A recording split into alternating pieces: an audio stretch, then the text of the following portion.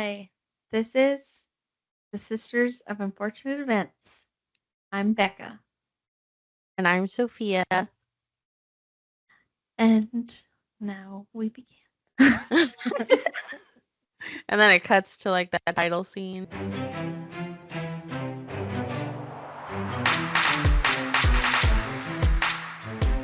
Okay, Uh, so today I'm talking about the murder of Susan Bailey. Dun dun dun. Susan Bailey, her maiden name is Morton. So Susan Morton was the for second. some What? reason, I was imagining that was her real first name. I was like, she's Morton. That was the Okay. last name. Sorry. She was the second child in a family of 4 children, and her mother's name is Catherine. So the mom characterized Susan as a outgoing, smart, and bubbly person, and then she got along really well with her older sisters and with her older sister and her 2 younger brothers. Okay. She loved music. She practiced her viola and the clarinet all the time. So she thought she was going to grow up to be a musician, I which, remember when you used to play the viola for that like yes. 1 year. I mean, I liked playing it. It was a cool instrument, but I don't know. You It's really have to hard. be super into like classical music in order to Yeah. enjoy that. So the mom thought she was going to grow up to be a musician, but she did not. Mm.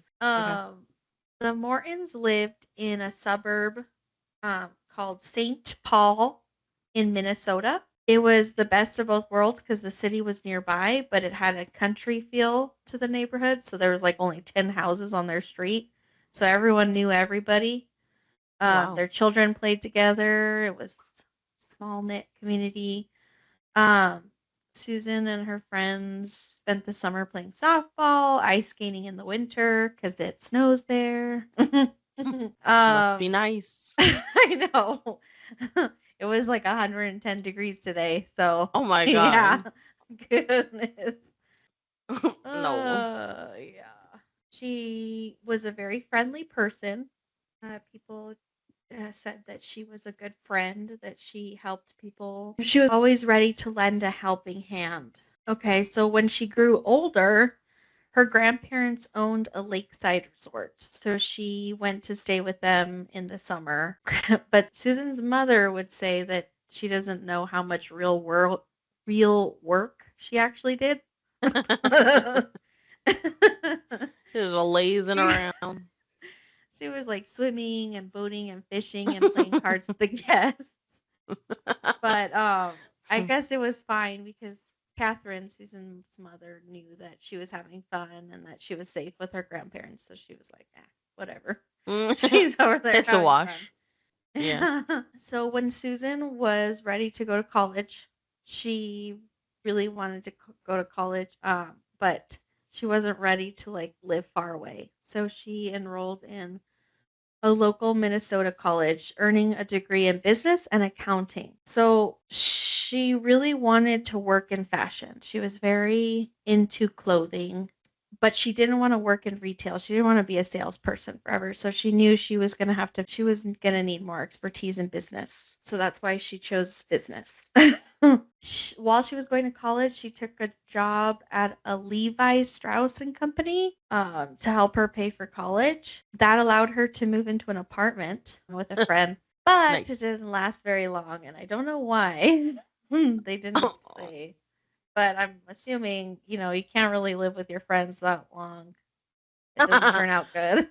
Well, I mean, I guess it depends on who you like, if you're compatible in a friendship, like, because like just being cool with someone is like almost irrelevant when you're living together. You have to have like the same sleeping patterns, like the same habits, the Yeah, same like yeah, whether that you're makes introvert sense. or extrovert, things like that. Yeah. So like just knowing someone is not enough, but if you're not, if they were compatible as roommates or as living companions, then probably ends badly. Sometimes it ends whole friendships. They're like, we can't even talk to each other anymore. Yeah, who knows? Maybe she's not friends with that person anymore. So she moved back home. I think by this time she graduated, but she had a job, so she was still working. Apparently, there was a winter that was classified or remembered by the Minnesotians as the big snow. There was Oh. like 16 inches fell on Halloween, and it kept up all winter. So it was like snowing and Oh, snowing and wow. snowing. Yeah, it was difficult and long. So she had to commute to her job. So it was really hard because she lived like 20 miles, I think, away from her job. There were a lot of snow drifts and blizzards. So she asked to be transferred to a store closer to her home. She did get transferred, but one night she was the only one closing the store. And when she went into the parking lot, her car was like buried with snow. She like Oh, couldn't get it. She no. couldn't even get in. She was like, Oh, "Oh my no. gosh." Ah. Remember that one blizzard that we had when we lived in Colorado in like Yeah. 2003? Yeah, we That couldn't even was get crazy. outside. That was crazy. And then our patio roof collapsed. And then Yeah. Dad built that like ridiculously tall patio that didn't cover any sun. It was like so hot. And it was all red. It was like looked like a barn. It was weird. I know. I don't know why it was red. Maybe he got like a discount on the lumber or On the something. yeah. So she had to call. She couldn't even open her car door, so she had to call from a payphone. This was when payphones were a thing. Oh my gosh. Throwback. Yeah. She had to call her parents, and they brought snow shovels to rescue her. And then I have a quote here. I'm assuming her mom is the one she was talking to. She said, "I'm never going to spend another winter in Minnesota." So that was the last straw for her. She's like, I'm out of here. Yeah. Yeah, and she never did after that. So she was true to her word. One one of Susan's friends had moved to California and asked Susan if she wanted to come live with her and her mom in Riverside. This was in the late 1980s, so there were a lot of jobs back then. So she was really excited. She was like, "Oh, I'll be able to find a job." And then the sun. She was really, "Oh, it's warm there." So she packed up her car and she asked her dad to help her travel down there. So she bought him a ticket back to St. Paul and they road tripped to California. I feel So like a lot of Sue, people from like the northern Midwest always go to California. yeah, I I kind of like California weather. I like understand. I'm like, "Oh, it's nice and sunny when it needs to be, but you still have the breeze of like the I mean, if you live Yeah. closer to the coast, I guess, but still you get that nice breeze all the time." I mean, it is nice, but I enjoy not paying $6 a gallon for gas. Oh, I That's know. I mean, yeah, it's always gonna be super expensive there. yeah. That's the downside. I'm not I'm not crazy about the pricing out there. I know. Well, Susan began working at a clothing store. She enjoyed helping her customers pick out dresses, pants, blouses to suit them. She was really good at her job. She was a really good salesperson. She would remember their names. She would remember their sizes. She would remember Wow. what style. Yeah, she's a That's pretty good crazy. salesperson. Yeah. I don't even remember Yeah. my own style. I know. I was like, whoa. So she was like a natural salesperson, and her bosses definitely noticed. And she had even met a man. That was bound to happen. Her parents visited once and were introduced to Richard Bailey, and he was in the Air Force. And the one thing that they noticed about him was that he wasn't as tall or as big as Susan. So he must have been short. I don't know how short. What a weird thing to take note of. It's like this for that to like define it, they're like, oh, what can you tell us about him? And they're like, he was not as big as my daughter. I know. That was, I guess, a really big deal. But they did say apparently he's handsome. I couldn't find a Hmm. picture of him, so I don't really know what he looks like. He was her first real boyfriend, though. I'm How old was she at that very point? well. She had to have been like an adult by then. So like, I want to say what 18, 19. Oh, well, that's not terrible. I'm thinking she's like 26, 20, like 7 or something. She said she was smitten. She had found love, and the thing about him, that the parents weren't impressed with was, I guess, his attitude. He was from California, so he had grown up and lived in California. And he Mm. had what they call a beachy attitude. And I looked that up because I was like, what's a beachy attitude? And basically, it's like a term that they use for people that like aren't bothered by a lot of things. They like go with the flow, like the chill. So like surfer boy. Yeah, kind of. He wasn't friendly though. That's what they remember about him. Like they didn't warm up to him. He wasn't friendly. Isn't that really like a part of like the surfer beachy vibe to be like overtly friendly? That's what I thought. So maybe they meant something else by beachy? I don't know. I don't know. I'm thinking like maybe it's a different kind of kindness. Like in the upper Midwest, they're more like polite in terms of kindness. Oh. Whereas like That surfer could boy is like be. laid back, like chill, That like could be go. Yeah. because they mentioned that they were reserved northern parents. So it Yeah, yeah. must have been like a He was probably clash too of liberal. clash of culture, yeah. Yeah. So they had hoped that it was just the uniform that attracted the daughter to him and that she could fall in love with another guy in uniform. Mm. That didn't happen. She was in love with him. And so she married him. They eloped in March of 1988. And her mother wasn't thrilled about the news, but at that point, what could you really do? I mean, It it's already over. happened. Yeah. So Was she she just invited hoped. at least? Do you know? No, because they eloped. I don't think anyone was invited. I think she just told her mother after the fact. Oh, okay. I was just She's like, wondering Mom, I'm married. because I know you need like 2 witnesses or something to go to the courthouse with you to like sign the Oh, certificate.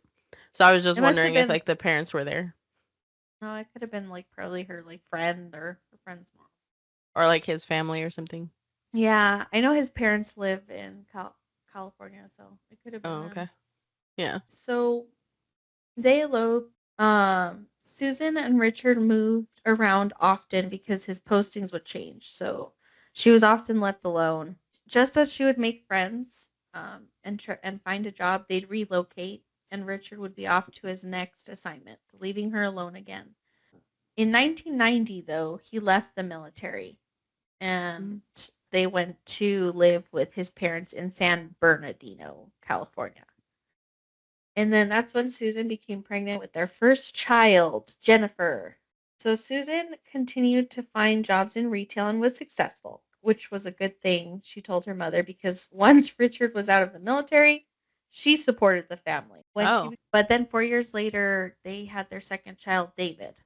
Richard's father took over childcare when Susan resumed working. So Richard's father, her father-in-law, was the person that took care of her kids.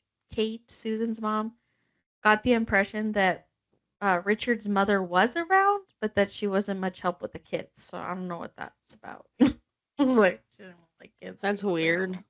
I know. Well, I guess it's weird for the generation, not weird for a man to take care of kids. Yeah. Yeah. True. I just want to clarify that. So Richard was in between jobs, so he stayed at home and he helped with the children while Susan worked. Her family time grew shorter and shorter as she advanced, and soon she was given a store to manage in Victorville, California. She was moving up in the J. Jacobs Retail Clothing Company. In 19 Jacobs. Yeah. Is that I'm like not a sure what store brand? Yeah, it's not around anymore. Oh. So I don't know. It was back then a big deal. In 1997, Susan was offered another promotion. She had been doing well, and administrators wanted her for more important work. So they offered her a position as a district manager in the chain for parts of Texas, Louisiana, and Oklahoma. So she had to supervise stores. Wow. That's crazy. Yeah, I know. That was like, that's a lot of work. She must have been really good. Right? So she couldn't pass up the promotion like that. So they looked for a place to live in the Dallas-Fort Worth Metroplex that would be Hey. central that would be central to all the areas she was responsible for. So they moved to Texas. So they went from California to Texas. Okay. They found Texas hot and barren and several cuts below California. Facts. I have no rebuttal. This is true. Texas took some getting used to. They said it was miserably hot in the summer and often bitterly cold and wet in the winter. At first Fair they enough. rented At first they rented a house in North Richland Hills, a suburb of Fort Okay. Worth. So they got Is money, that money. Well, they rented the house there, but then but the Richard and the kids hated it there.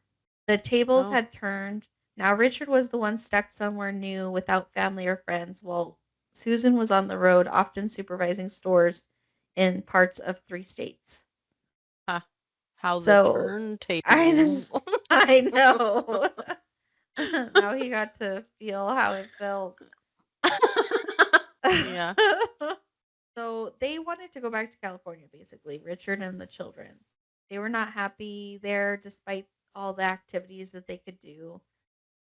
Susan liked the area. She thought it was cute and picturesque, so Mm. she didn't have a problem with it. But then she was also traveling, so I don't know. Yeah, I mean, I guess you were constantly getting to see new parts of the city, then it's like Yeah. interesting for you. But that's Yeah. literally exactly what was happening to her husband. Her husband was getting to travel the world, and so he was like Hmm. chilling, and she had to stay home. Yep. So it's really like a role reversal. Yeah. The weird part was that I guess she wasn't making enough to support the family of 4 because a lot of things were expensive for them, so they didn't take advantage of the a lot of the things that were around them. So How are mostly you a Richard. whole district manager and you can't afford to take care of a family of 4? I know, I don't know. I was thinking the same thing. I was like, okay, I don't know. I feel Uh, like I feel like today even you could afford a family of 4 as a district manager. I know, but maybe because she was the only one working. Because if he was working too, then maybe they could have like more money. Yeah, but also they were living in Texas. Texas has always kind of had like Texas is only just now on the come up. Like it's only just now starting to get more expensive. So I feel like maybe her husband was spending a lot more money than they had. Like maybe he had like some Yeah, crazy spending habits or something. yeah, it could be. Um, Richard and the kids mostly watched TV and read when Susan wasn't home. They rarely left the house, so they didn't go anywhere. They were homebodies. What a great dad. I know. um, in 2000, Susan found a new housing addition in the little Texas town of Roanoke. Am I pronouncing that right? Roanoke? Yeah, Roanoke. It was in a good spot for her because it was close to where she needed to go. It was like by a major highway or something. Yeah, there was a developer that was building a community on the north edge of the town called the Parks of Roanoke. Yeah, it was a perfect place for her because it was easy for her to get to the 3 states she had to travel to. It said that their new home was worth $250,000. Wow. Yeah, but Susan and Richard paid under market value to build it because the builder was anxious to sell out the neighborhood. Probably got Mm. a good deal. Susan was excited to watch it go up and then to finally be able to live in her dream house. It had 4 bedrooms, 2 baths, and a large game room upstairs. Downstairs was a Ooh. formal living room, dining room, family room, kitchen, laundry room, and another bathroom because they said powder room, but what is that, like a half bath? Yeah. It's like just a sink and a toilet. Yeah. So it was a freaking huge house. That Like sounds massive. I know. I was like, I don't think I would have bought such a big house if I only had one person working. Can you imagine the Yeah, well stress? that's why I was saying like there's no way as a district manager they can't afford a life in Texas because like Well, I think because they spend it on the wrong things. or Like, maybe does she yeah. have to? Did they have to buy a house that big? No. Do they need 4 bedrooms? What do they need 4 bedrooms for?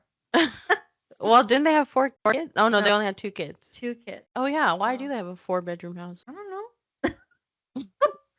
And it has like, Gonna and it's 2 stories, and it has like a game room and a large living room and a bunch of rooms. I'm like, I don't well, know.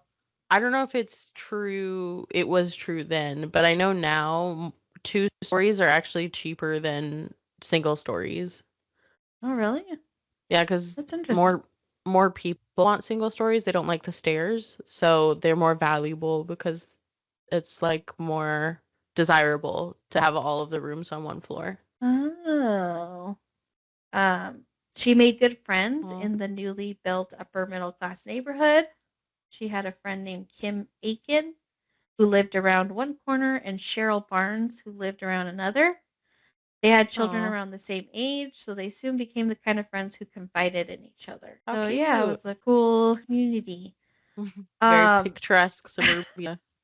yeah. Susan's well-paying job wasn't enough. So Richard worked and went to school and watched the children, and his dad gave money to help them. So the father-in-law gave them money too. The kids were getting older and they wanted the same kind of clothing and toys that the other kids had. So I guess they needed all this stuff. It sounds like they're making bad financial decisions and living I outside their means. That's what it sounds like to me, and that always leads to stress. It leads to stress and it leads to bad things. So if anyone takes anything out of this story is don't stress And live within your means. No, and I'm just live kidding. within your means.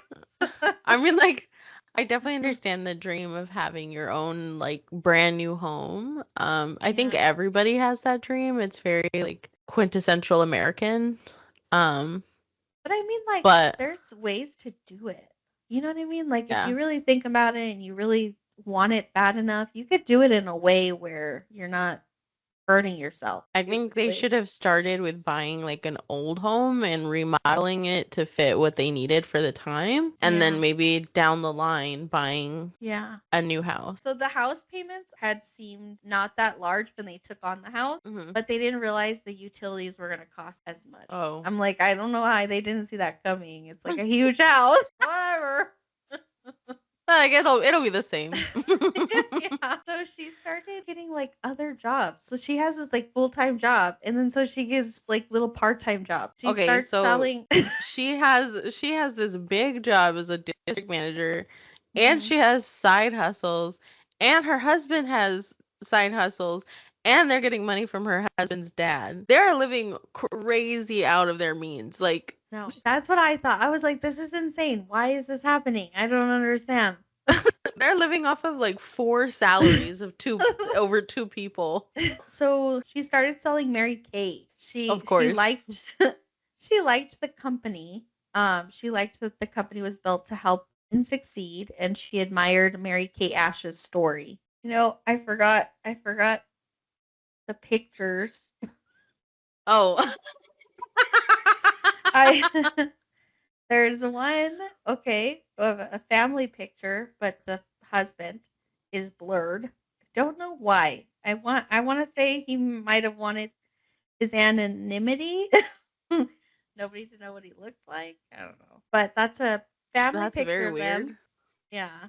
Susan, Jennifer, and David, and then the husband Richard. So she had all these extra jobs. It never seemed to be bringing in enough money. And on top of that, her and Richard were not getting along because money problems always leads to It's always fighting. about the money. Yep. That's the number one problem all the time. So they actually were fighting to the point where she was like happy to leave for like a day or two at a time when her work called her away. So I'm like, if you're happy to be gone, That's not good. not good. Not good. No. She had to turn half of the large gaming room upstairs into a workstation for all her extra jobs. So she actually had sewing. She sewed too. So she had like clients. She was altering dresses, altering pants. So she had a So little she was like alteration. a seamstress or a tailor. Yeah. And then she was doing the Mary Kay, so she needed storage to put her cosmetic cosmetic Product. I don't know why that was so hard. So, and she loved all her jobs. She liked her work. Can't relate. The weird part, I think, is that she loved working so much that I kind of feel like they all thought that she maybe liked being away more than she liked being with them. That's what I kind of get the sense like kids pick up on the darndest things, and like if they don't feel loved, I don't know, sometimes that does weird things to kids. Not to take her side or to support not taking care of your kids, but if your home life is like really sad and like frustrating, I would understand not wanting to be home. So it's not necessarily maybe that she didn't want to be around her kids, but maybe more so she didn't want to be around her husband. And if her husband never leaves, then she would have to be the one to leave all the time. Yeah. The thing about it was that her family kind of suffered. The thing it's just sad that like you can't get things together to where you could be there for your kids too. Jennifer was friends with Kim's daughter, and they hung out at Kim's house. So Kim is one of Susan's friends who lives around her. Kim began noticing that every time Jennifer came over to her house, something was missing. Something would be missing from her house. So she confronted. So the next time it happened, she confronted Jennifer about the thefts. So sometimes, okay, I guess she confronted her more than once. Because sometimes Jennifer would apologize and bring the missing item back, or she would deny the theft completely. She was like, "No, I didn't take it." I'm like, well, I mean, sometimes people lose things. So if she's willing to admit when she steals stuff, I feel like when she says she didn't, she probably didn't. Maybe she did. Maybe if it's an item that she didn't really want, she's like, yeah, I stole it. Here it is. But if it's something she really wanted, she's like, I've never seen that before in my life. I bet that's what it was. That sounds plausible. She's just a little kleptomaniac. Yes. So Kim had enough of her nonsense. So she told her daughter not to invite Jennifer over anymore because she said, quote, "She is stealing our things and she is not going to stop." Does it ever say like what she stole? No. Because like why is it bothering the mom more than the daughter? Because like the daughter keeps inviting her. I know it. That's an interesting because she does say that the stuff is missing from her daughter's room or another part of the house. I don't know if her daughter told her or her daughter like doesn't want her. I feel like if one of my friends was stealing from me, I automatically would not invite them over again. I wouldn't have to be told, you know. So it must have been like her mom's stuff. Yeah, probably. The mom was like, "No, don't tell her to come back." But the thing was, Kim, she didn't bring it up to Susan. She couldn't bring herself to do it because she felt like Susan had enough to worry about already. But I'm like, that's still a little weird. Like, you should tell the mom. Like, I want to know if my kid was stealing stuff. Like, it's one thing because like if you tell me now when she's just stealing from you and I have like the power to make her give it back, if you don't tell me and then she steals from like a store or something, well now it's too late for me to have intervened. Like that's so escalated. Yeah, I would have told her. Yeah. Susan, however, confided to her friends about the problems she was having with her son David. Poor little David. Oh. He was the smallest boy in his class and he looked and acted younger than he was. The thing was he would get into fights. I don't know if they were fights that he brought up himself or someone just like picking on him. I couldn't tell. But it said that they escalated over as the years went on. Also, David was a chronic bedwetter. Oh no. Susan told her friends that his room always reeked of urine. and he had bunk beds, so he would move between the beds and not change the sheets. Ew. I was like, oh my gosh. That's really What? gross. That's disgusting. I, Well, I mean, poor kid, but also yeah. like No, that's gross. gotta yeah, that's gotta be gross. I did That- that for Ava a lot, and it's like one thing for like a child, like a really little child to do that, but once you get a certain age, you're like, you yeah. gotta clean up your mess yourself. You can't just be lazy. Like at least let me know and I'll like help you Yeah. or something, but just don't leave it. Yeah. Oh. She said she was tired of having to do the smelly laundry, but she didn't know how to stop the problem. She didn't believe it was medical. And according to what I was looking at, doctors who study this issue have learned that bedwetting, called enuresis, Mm.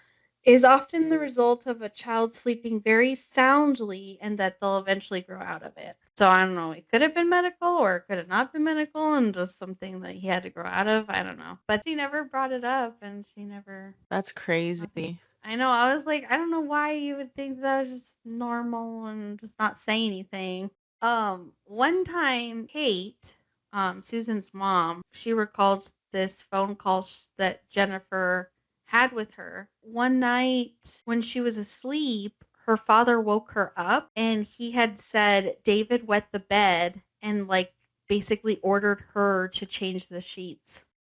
And the grandma was like, Why? why? I was like, why didn't the father change his sheets? Or why Yeah. didn't they teach David to do the chore himself? Like, I think that was Yeah. her main thing. Like, why is he making his daughter do it? Maybe I he was was like, like a secret misogynist and he thought only his wife and his daughter should be the ones to do the laundry. or he just didn't want to deal with it. It's just like, I don't want to touch it. I don't want to deal with it. Yeah, fair But enough. I think it was a point of contention for Jennifer. I think she's like, why is it my job? Why am I doing Yeah, this? that's pretty gross. Like I wouldn't want, as a child, I wouldn't want to clean up after another child. I know. Put the kid in diapers, man. Like at what point is enough enough? I know. I'm like, that's what they're there for. So when Richard and Susan were away from the house, their children were given strict rules not to make any phone calls or use the internet. They were to stay inside and the doors be locked. So it made a lonely life for Jennifer. She wanted to go places and did not want to stay at home taking care of her brother. Well, because like really, what Yeah. little kid wants to take care of their sibling? Yeah, fair That's enough. the parent's job. That's the parent's Especially job. if she's like a teenager by this time, like Uh, that sucks. So she can't go hang out with her friends and stuff. and like we know from the story, they were gone all the time. So it's not Yeah. like it was just 2 days out of the week and she could do whatever she wanted the rest of the time. She basically resented them. She resented the confinement. She resented being given orders. They would make her do chores. She said that her father didn't do anything around that house. He was like, he did very little. And then her Mhm. mother, when she would come home, she was very tired. So most of the chores belonged to Jennifer. So Jennifer was the one in charge.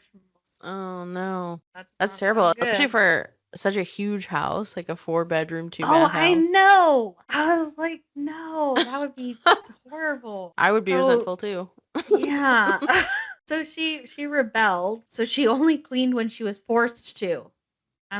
When I don't know what forced to means. Like they yelled at her and she was doing it Yeah. because Like abusing her. because the house showed it. I guess the house was never clean. Like so they knew like she was not cleaning unless they Well, then made they her. need to clean it as adults. Clean your own Yeah. house. I know. Why get such a big house? See, that's the thing. That's why I don't like it when people get like such big houses. Because if you're gonna give a Mhm. big house, you better either really want to clean your own house or get someone to clean it for you. Yeah. Hire someone to clean it. Yeah, not That's crazy. free labor because you birthed them.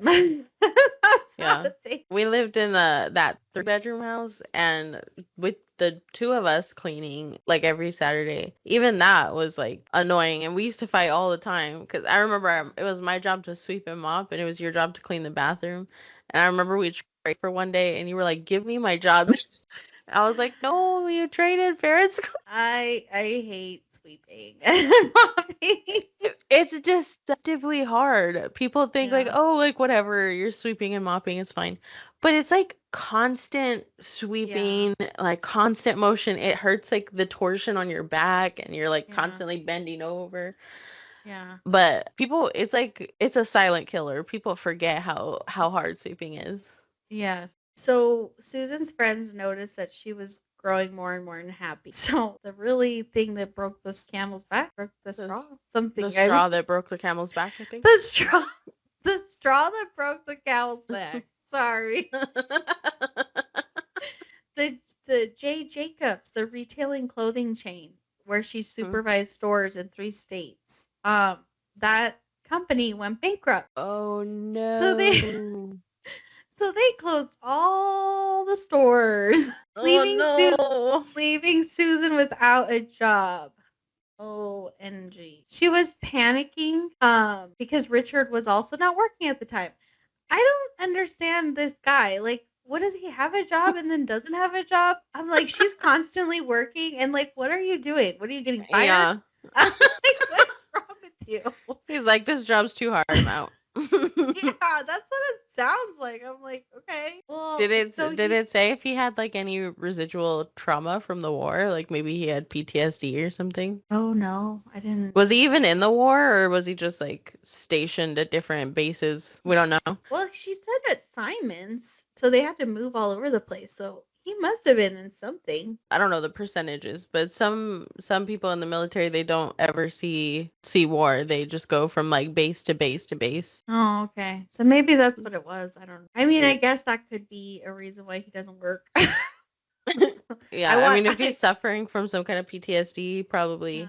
can't really work. She quickly found a job though. She was like on it. She was like, she found a job managing a nearby plus size clothing store, Lane Bryant, though her salary was greatly reduced. So she had to get a part time position. So she had her first full time position, and then she got a part time job at Bed Bath and Beyond. But all the hours wore her out. That's tough. Yeah. The worst part is that even when something good happened, it seemed like it led to bad things anyways. One time, Susan won a cruise ship to the Bahamas for being one of the top 16 sales managers for Lane Bryant. Wow. But it started a huge family fight because Why? Richard wanted to go on the trip. Susan told her mother that she didn't want him to come. I was like, okay. Well, But she was also like, besides, if he came, who would stay home and take care of the kids? Like they couldn't yeah. both go.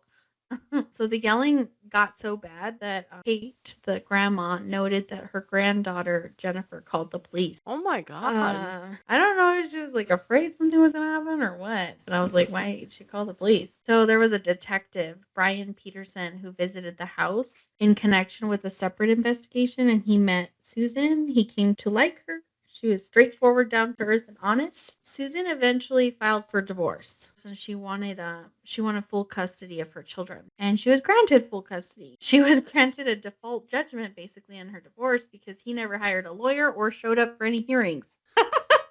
He was like, say less, get out of here. Yeah. You don't have to tell me twice. So she was awarded everything in the house, even some of his personal items, because he never asked for anything in court. But after That the man divorce, was done. I know. He was said, like, don't ever contact me again. He was like, yeah. Which led me to think that maybe he wasn't like 100% invested in family life. Like maybe I'm like, how do you get full custody of your kids unless something's wrong with you? I think women are often afforded full custody of their kids. I think what the craziest part of that though is that he was supposedly their main caretaker. Like I if know. Susan That's was gone all why- the time. That's why I'm like, something had to be. I don't know much about their divorce, but there had to have been something about him that made it so that she could get full custody of her kids. Oh, you mean like in their specific scenario, there had to be something wrong Yeah. with him? Oh, okay. I thought you meant Yeah. like in general, if you get full No. custody. But yeah, no, I agree. Something was Yeah. probably off. Or he just didn't want them. Yeah, Maybe he was maybe that's tired what of I was watching them. thinking. I'm like, oh, how sad. Like that. I mean, we know how that is. Yeah. This is a sad life for every little kid. We're just all suffering the same fate. But it was hard. It was harder for her after that because she had to work more part-time jobs because things got more and more expensive. The big house was consuming her bank account. He She was didn't required sell to the pay. house. I know. This whole time, that's what I'm thinking. I'm like, sell your house. Move to a She smaller must have house. she must have really loved that house. I know. It's hard to ask someone to give up their dream. Like if their whole life they imagined living in a really nice big house and they finally have it, it's really hard to get someone to willingly give that up. Like they I usually have to know. lose it. I know. I was thinking about that. I was like, she probably just didn't want to give up that last piece of like happiness or Yeah. Her ideal of the suburban life, the suburban mom yeah. life. So in the meantime, Jennifer was always complaining about having to be David's like quote mom because she was like always having to take care of this kid. She became more Yeah. resentful. They argued a lot. The teenager didn't seem to understand that her mother was forced to work so many hours to keep food on the table and be able to pay the bills. Susan told her friends that she didn't understand Jennifer's attitude and it was wearing on her. I'm like, How do you not understand her 'cause attitude? she's a What? kid. I was like, what is going on? Miss Ma'am, you chose to have two children. Jennifer did not choose to be born. She did not choose for you to have David. She did not Yeah, elect motherhood. That's not her job. yeah, That's your job as the adult. I know. It's So, crazy. so Susan worried about David. He had behavioral issues. He could be charming and outgoing, but he also seemed to be fighting a lot. By the time he was attending middle school, the fighting got worse. His teachers, they noted that David was making cuts on his arm, but she did not seek psychological help for her son. I'm like, So what? it was too high of an expectation to have of her. She doesn't even take care of him. She was just like she's worried, but not that worried. I don't know. Yeah. I don't It know. seemed It seems like she also doesn't want children. It seems like she also is like, I just want to be able to work and come yeah, home. I mean, I don't doubt that she didn't love them, but I don't think her life panned out the way that she wanted it to. She might have had a little resentment. Maybe she blamed them for her marriage falling apart or her life falling apart. Yeah. Sometimes if a person has no other outlet or no other like way to express their feelings, Yeah. it can come out on the children. Yeah. So she wondered if his behavior was connected to the divorce. Richard was no longer in the picture, and the kids were often alone because she needed to work so many hours. So she couldn't even rely on her ex-husband. That guy sounds like a scrub. I know. He sounds like a real like irrelevant player in the story. Yeah, Just like a warm body in a seat. yeah, which is kind of sad because I think that was the whole thing about this situation getting worse and worse is that Jennifer didn't have an outlet. She was getting mad at her mom. Her mom was just like this person that she couldn't get along with. Susan did spend time with them, but she knew that she should have spent more time with her kid. They did like do things together and she took them to movies. They read the Harry Potter series together. She bought DVDs for them to watch. They even one time went to Six Flags over Texas. So cut to Jennifer. She is 17. She's medium height, long light brown hair, like in the picture. So Jennifer wasn't popular, but she didn't get into any trouble until she met Paul Henson. She was a senior. She was graduating high school, and she meets this guy who's like a junior. They didn't live near each other either because he lived in like another community, in like a mobile home community. So he was not from like wealthy family or anything. And Paul's parents were divorced too. His father had full custody. His father then remarried, and he lived with his father. And she was just like drawn to him, and they started going out. So he had the thick, bushy hair, the bangs that were long. He had two front teeth that were large and they protruded slightly. He was unusual, so his friends would say that he had two personalities. One Mm, personality was Paul. He was mild and slow to anger. His other personality was referred to as Talos. Talos. Talos. That was his other personality. And his other personality was apparently um, prone to violence and aggressive. like Uh, he actually had multiple personalities, or he just like pretended to be another person? no, well, I think he thought that he was two personalities. He had one Oh, side okay. and then another side. And the other side was named Okay. Talos, and the other side was Paul. One of his friends claimed that Paul once said that Talos is going to kill if I let him out. So I think he was wary of letting his other side run things. Okay. So he's actually crazy and nobody's giving him help. That's cool. All right. Yes, that's what's happening. So he had a Mm, fascination with vampires. He wanted to be one. He believed in reincarnation. He believed he was the reincarnation of an executor who lived in the 1800s. that's very He was specific. yeah, he was known to have severe mood swings and sometimes spoke or chanted in some kind of unknown language, as though he were speaking to someone no one else could see. I'm thinking he's a little schizophrenic, maybe, or I don't know. Maybe he's just thinking these things in his head, and he's like being weird. I don't know. He might be schizophrenic instead of multiple personalities. Yeah, If he like he hears just a voice in his head and he named it Tallow. yeah. Most people thought that he was just doing it to get attention. That he was just trying to seek attention, especially from girls. He wasn't especially good looking, obviously, I'm from the sorry. picture. Pump the brakes. What? They think he's acting like a crazy person for the ladies? Well, Like the reason being because he seemed to do well with girls. Like he's girls seem to be what? like they were like, "Who's this What? guy? Like I have to know him. I have to like he's so interesting." Oh. I Oh know. no. Oh no. I know. I was like, "What? Okay." Somebody get this man some help. No, yeah. Oh my So god. there was something about his dark eyes. Some people thought maybe something strange that peeked out occasionally. So something about his eyes were like, ooh. This Um, poor kid needed help. yeah, it yeah, felt really That is crazy. bad. Jennifer had always been a reader and she loved fantasy books, so she and Paul had a lot in common. They both were into emo, emotional hardcore music based in punk rock. They felt like they didn't fit into traditional society, so they're different. So Susan thought that her daughter's choice of music was really weird. Hmm. She thought Paul was really weird.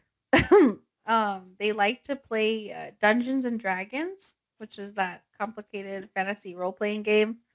Yeah. In the game, Paul's supposed second personality was Talos the Executioner. That's the character he would play. Mm. Jennifer appeared to be fascinated with the game as well. Her character was named Lily. Then she became interested in witchcraft and told her friends that she was a Wiccan. The Wicca belief stems from the saying, "An it harm none, do as thou wilt." She liked that because she thought that it was like, oh, do whatever you want as long as it doesn't hurt anyone. Um, she talked about reincarnation too, and she seemed to think that she and Paul lived prior lives together. Mm. They were just like into like some weird stuff, and the behavior worried her mom. She didn't like Paul. She thought he was strange, and she hoped that Jennifer would find somebody else to date. That sounds a Yeah. lot like Susan's mom saying that Richard was not a good Should match. have listened. Yeah. So, I mean, just goes to show you that your parents are always right. So, I think I I'm think a just lot of kidding. people are failing I think a lot of people are failing Jennifer and this guy. I forgot his name already. Yeah. Paul. Paul. I think a lot of Oh people are yeah. failing them, like just allowing this to happen. But okay. Yeah. Well, so they grew closer and closer together, and Susan and Jennifer argued about it all the time. The arguments escalated as Jennifer's senior year wore on, and then another girl entered the picture, and Susan didn't understand that at all. So there was a girl, her name was Marilee White. She was a pretty girl. I don't have a picture of her because she's young. She's like 14. Oh, I'm So sorry. Was White her last name? yeah. Oh, okay. I thought you were saying like she was Caucasian. I was like, can you say she's Caucasian? No, her name is White. It's 'cause the I way you said it. You were like Marilee White. I was like, oh, Marilee okay. White. Marilee White was her name. Okay. I don't have a picture of her because she's young. She's like 14. So she Mm. was like a sophomore, he was a junior, and she was a senior. They're like in different grades. I don't know So how. real age disparities here. Yeah. Marilee, so she was pretty. She came from an affluent family. So she lived in the same school district, but she lived kind of in a different place. Mm. Her mother and stepfather were divorced, but her stepfather functioned as a father figure in her life still. Um, Oh, that's nice. yeah, so that's good. So Marilee was 14 years old. Oh, so she was actually a freshman. Okay, so she was a freshman. Jennifer Bailey was a senior, and Paul Henson was a junior. It's getting So worse. yes. So normally older teens don't befriend someone that young, but Paul liked Marilee. Mm. Um, he began hanging out with her when he was not with Jennifer. So, and then Amy White, Marilee's mother, didn't like Paul at all. So none of these Mm. parents liked Paul. But nobody's getting him any help. They're just like trying to get their kids away from him. Just like go Uh, away. so she says that she saw something in his eyes that concerned her too. So his eyes must have been like really creepy, like very like dark and something, Maybe he just stares at people for too long. and they just find it creepy. Like, And they just find him creepy. um, so her daughter was worried. Or her daughter, Amy was worried about her daughter's relationship with this boy, and she forbade Marilee from seeing him. But she ignored that because Yeah, that was never that's gonna what you work. do. There was no shot. Yeah, there was no point where she was gonna ignore that. Yeah. Paul was mysterious and exciting to Marilee. Marilee went right along with all the stuff about previous lives and started listening to emo music as well. She saw this guy as a romantic guy. She was like smitten. His Paul personality was in love with Jennifer, but then he explained that his other personality loved Marilee. So both girls bought his story. So one girl thinks she's dating Paul, the other thinks she's dating Talos. So he had sex with both of them. Okay. And before long, he had brought them together. So not only would he have sex with them separately, they would all have sex together. What? So yeah, so Marilee was into it because the two girls became close, and she had never had a best friend, so she was like, "This is cool." They That's not became your best closer. friend. Oh my god. I guess Marilee had already experimented with lesbianism. I didn't even know that was weird, but she, Yeah. she experimented with it already with another girl at another school. So I guess she was cool with it. She didn't see anything weird about it. So yeah, Oh. Marilee once said that she got angry because Paul became Talos when he was having sex with Jennifer and thought like her boyfriend kind of cheated on her. I was like, That was the turning point. I Oh was my like, god. okay. Anyways, but I guess she got over it. they started so Paul and Jennifer started including her in all their get-togethers. They all decided that Marilee had also been with them in prior lives, and they all belonged together and wanted to remain together for all eternity. They all three were just loved each I have other. I have nothing against polyamory. I think that it is a very valid form of love, a very valid form of relationship, but I think in order to enter into a healthy polyamorous relationship, you have to be in a good mental state and you have to Mm-hmm. really understand what it is that you're doing and really work hard on Yeah. your own like jealousies, insecurities, things like that. Otherwise, it's really detrimental. So for a group of kids so young, Marilee especially being like 14, not really understanding what a relationship is, what, Yeah. like intercourse is, what polyamory is, it's Yeah. so harmful to their I mental know. development. I But know. all of that to say, like, I'm not trying to say like polyamory is bad or Yeah. anything like that. It's a valid form of love. I just don't think Well, that teenagers are I mentally stable enough for that. I know, and I also think 14, you're kind of a little too young to even To even be in that grasp. relationship at all. Yeah. First of all. So, yeah. Susan never liked him, obviously. None of the moms ever liked him. So she would argue and argue and argue with her mom about seeing him, and Mm. there were instances where she wasn't supposed to see him and she did anyways, and it was just like this big thing with them. So speed up to, I guess, September 25th of 2008. Paul, Marilee, Jennifer, they made a pact that they were going to kill their parents and they were all going to run away together to Canada. They wanted to live together in harmony together. Because Paul had gotten in Jennifer's head about how he like wanted to like he had like fantasies about killing people. Like he wanted to know what it was like. I This is the part where Oh I my god. I know. So this is Oh the my part god.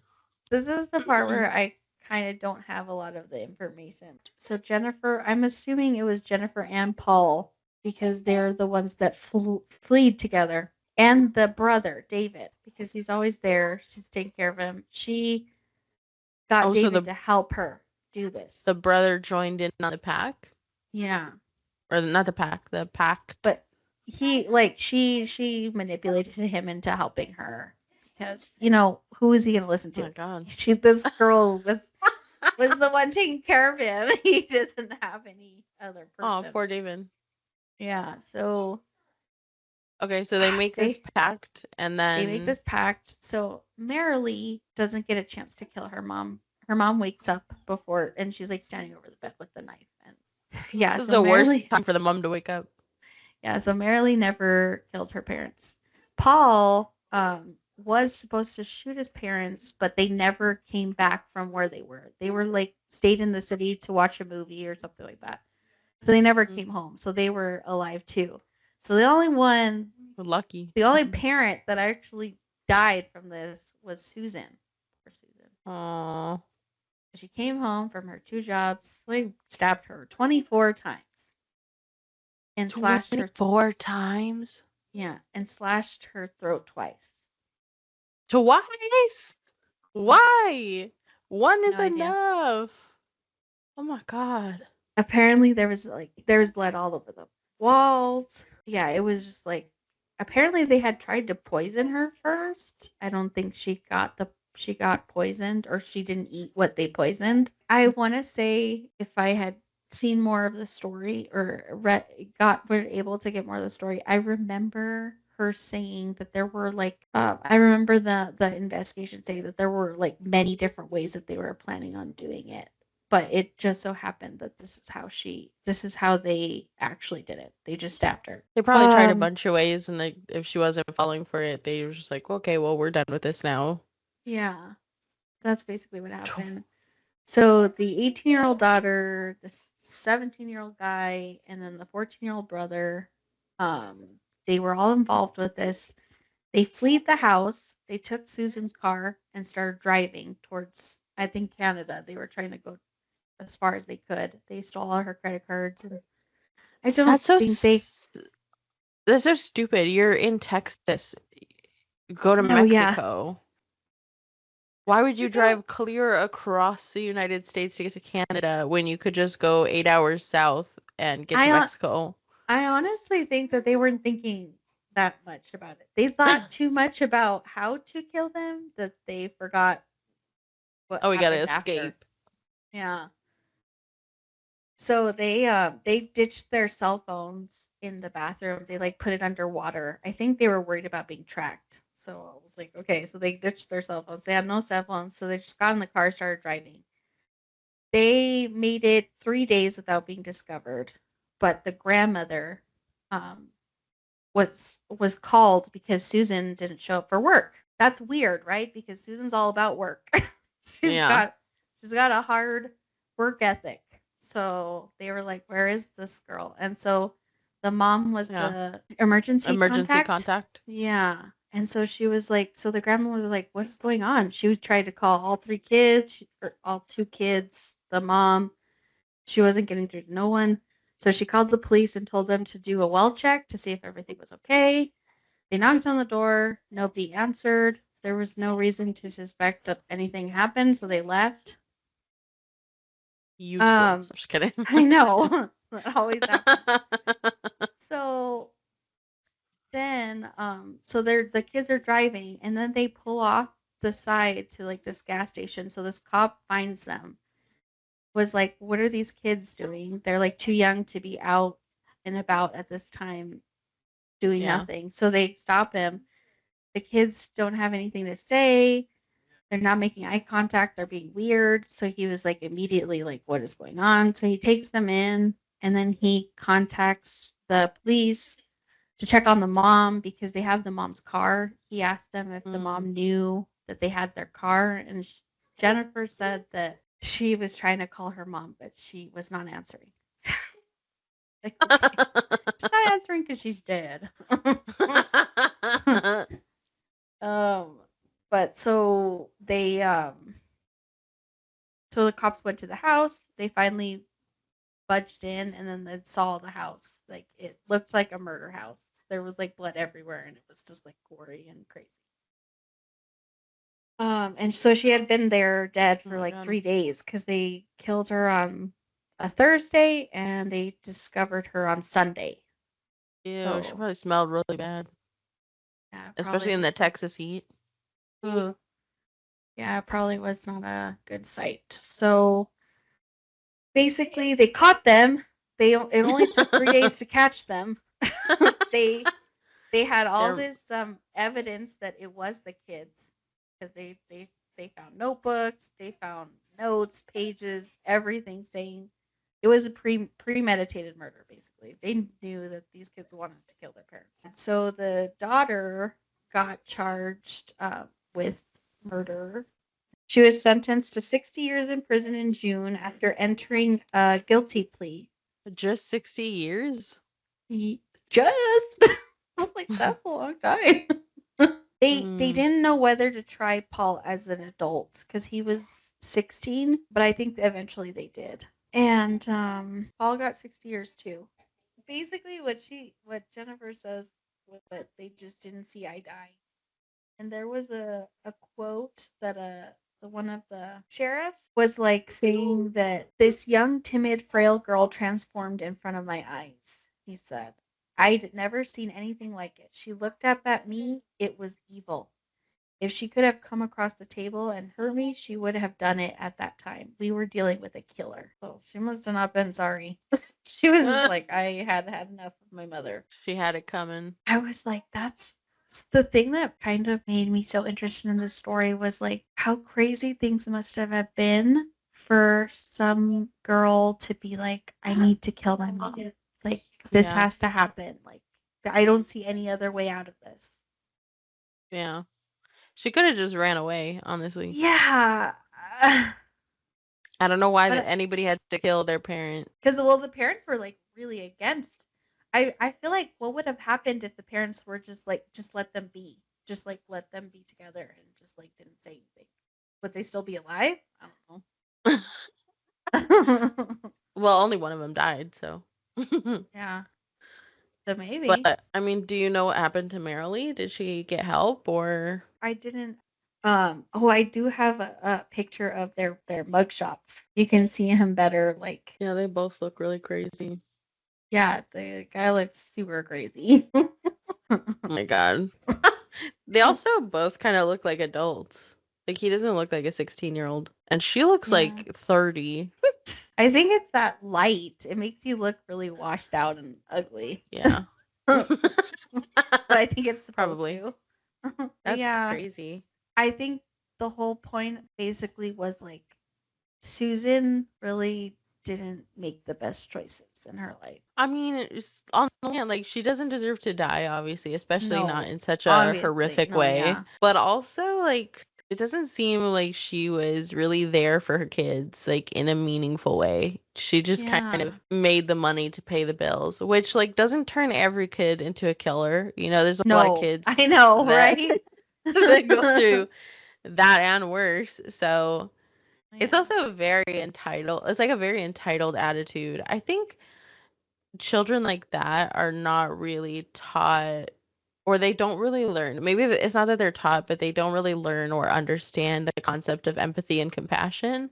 Mm-hmm. They're just like, my life sucks and you deserve to die for that. Like, I Yeah. don't know. I don't really know how that disconnect I happens in their I minds. wonder I wonder if it's like a deep feeling of like I have no other choice. Like I don't know if they really think that. Like I have no other choice. This is like the last straw. I think maybe in some situations where the parents are really like narcissistic and controlling, like you could say that because kids are their minds are not fully developed, so they don't really Mhm. understand that they do have other outs, they do have other Yeah. avenues. It but it doesn't sound like Susan was that way. It sounds like she was just really neglectful. She just didn't really care what they did. So for the kids to think this is my only option is a bit of a stretch because Yeah.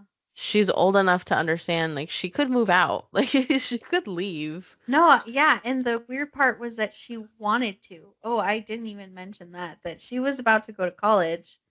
She was about to like go to like an art institute and her mom was Oh, like trying to pay her way, trying to figure out how to do it.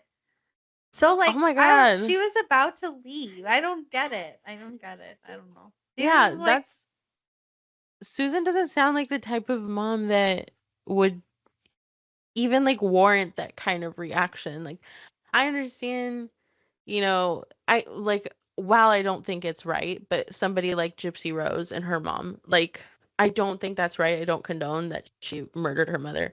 But like there's a level of understanding that I have there. I'm like, okay, I could yeah, there was no way. There was no other way. yeah, Yeah. I sympathize with the reaction. But for Jennifer, it sounds like Susan just kind of was. Well, at the same time, I think it was all of their parents. It was that all of their parents were like, "No, you all Mm, don't belong together. You all don't need to be together." I think they were kind of thinking if we take our parents out of the equation, we could all just be together in harmony. but that's such Because a stretch for an 18-year-old, even a 16-year-old.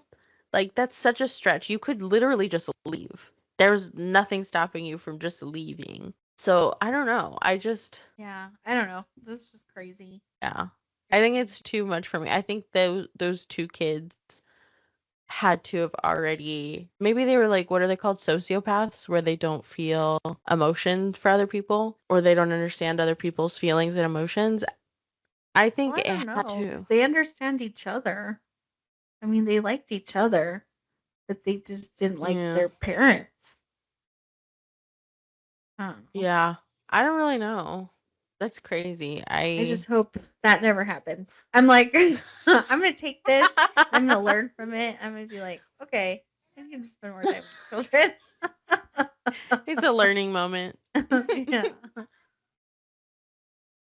That's Anyways, crazy. so that's the story of how Susan Bailey was murdered by her 2 kids and Paul. And Paul. So, Okay, that's crazy. That's a crazy story. yeah. Also, poor Paul. I mean, not poor Paul because like he's crazy, but also nobody ever tried to help him. No, I know. He They just like wanted to get rid of clearly, him. yeah. Well, I can't imagine how his life would have turned out if just one adult looked at him and was like, "That's not normal behavior. You should probably see someone right, about that." right. Any one of them could have gotten psychiatric help. And probably would have been avoided.